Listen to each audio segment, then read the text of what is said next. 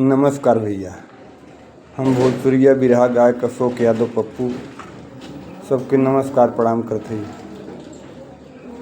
कितना बदली गईल दुनिया, जगह जगह होत अनहोनिया।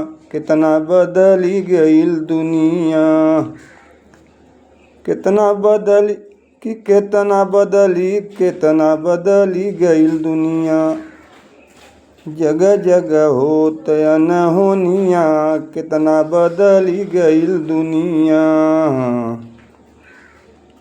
पहले क गवैया गाँव बिरगा था, अब क गवैया चाटें झूठई माथा। कि कितना बदली गईल दुनिया, जगह जगह होत अनहोनिया। कितना बदली गईल दुनिया।